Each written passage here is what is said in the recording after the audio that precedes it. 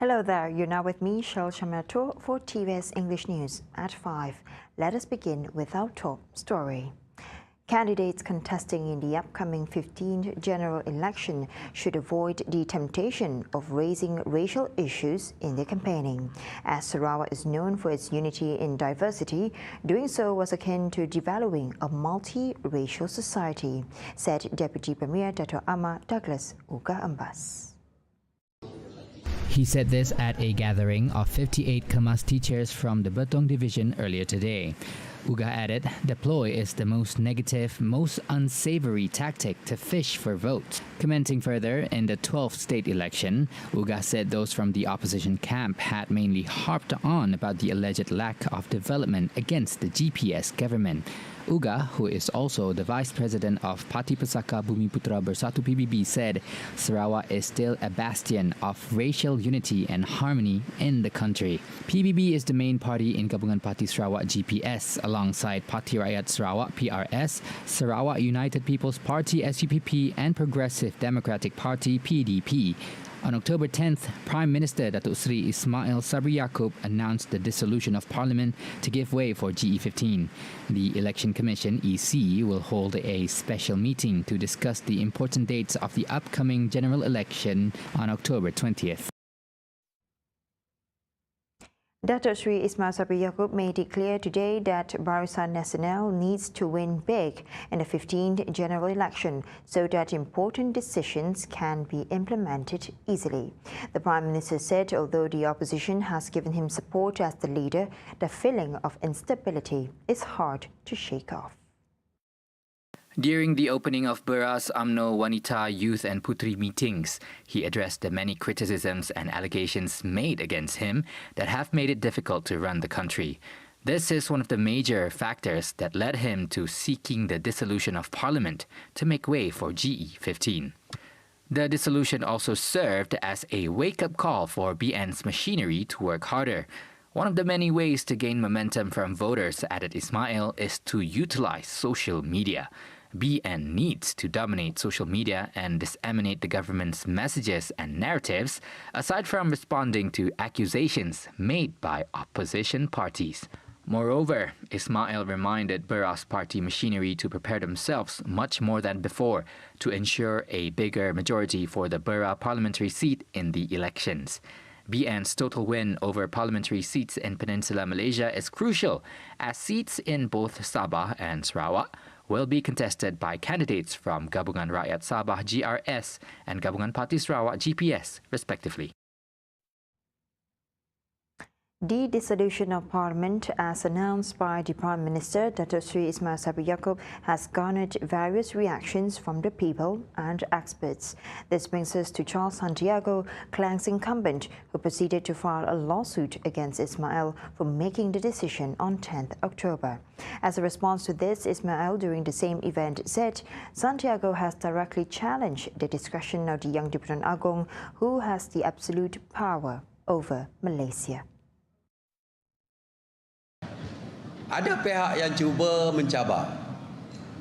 Charles Santiago, ahli Parlimen Kelang, kalau tak silap saya, mencabar. Dan akan kes ini dibawa ke mahkamah. Dia mencabar, dia kata,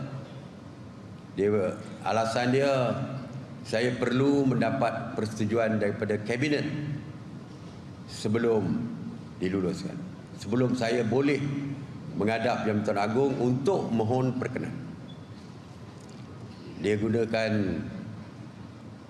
perkara 40/1 dan saya gunakan perkara 40/2B, yang mana Perdana Menteri boleh membuat permintaan, bukan menasihati Agong, membuat permintaan kepada Yang di-Pertuan Agong, dan Yang di-Pertuan Agong boleh berkenan atau tidak berkenan. Dan kuasa Yang di-Pertuan Agong adalah kuasa penuh budi bicara dia dan tidak boleh dipersoalkan. Prior to Ismail's response, the Prime Minister's office, the federal government and the Election Commission have also filed an application to nullify the lawsuit of the High Court on Friday, October 14th. Santiago filed the lawsuit as an attempt to stop the general elections from being held soon. The Rumah Spectra Permata scheme aims to develop almost 4,000 units in Sarawak in a bid to assist the low-income groups. Deputy Minister for Public Health, Housing and Local Government, Michael Tiang Ming Tee, said that the Construction Housing Development Corporation, or HDC, had exceeded targets with nearly 3,000 units of houses to date. The Rumah Spectra Permata, RSP, implemented through HDC is meant for the low-income groups, especially those in rural areas, enabling them to own homes through the Land and Survey Department's resettlement scheme. To date, there are 3,506 units built under 12 Malaysian Plan, exceed just now the target of 2,391 units. Tiang, who is also Palawan Member of Parliament, said that until September 30th this year, a total number of 566 Housing Deposit Assistance Schemes, HDAS, have been received and 400 have been approved, which includes 68% consisting of B40 groups and 32% of M40 groups. The deposit given is for the recipient, no repayment required. That means it's for you.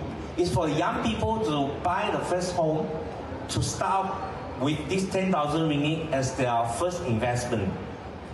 We understand the first and hardest threshold for a youth or young family to purchase their first home is to fork out the down payment, the housing deposit to purchase a house.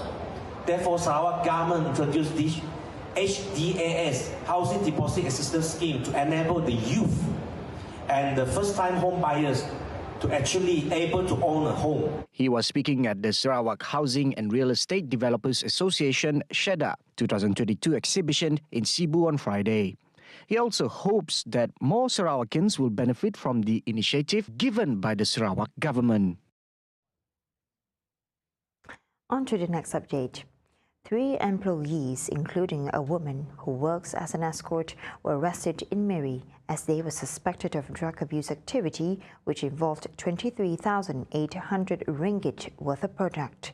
According to the Miri Police Chief ACP Alexan Nagachabu, the police arrested all suspects at 6 p.m. on Wednesday. Also confiscated was methamphetamine with a gross weight of 861.36 grams, and the case is being investigated under Section 39B of the Dangerous Drug Act of 1952. The offence is set to carry a mandatory punishment of hanging until death or life imprisonment and 15 whips.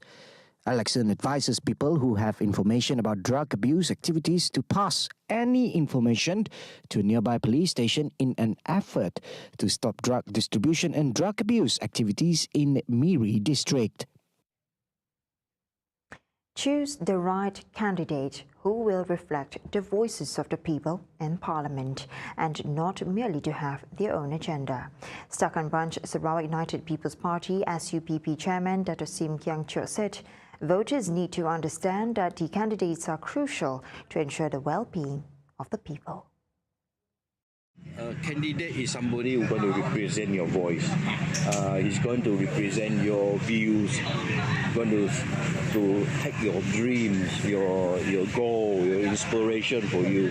So choose a candidate that is willing to help you to bring it up to the top, so that when these policies and new laws are going to be set, it's for us and for our future generation. He said this when met at the buyback campaign as well as canine vaccination and licensing in Kuching on Saturday. According to him, all parties should accept the dissolution of Parliament by Prime Minister Dato' Sri Ismail Sabri Yaakob to give way for G15, as the dissolution will pave way for the people to decide the ruling government.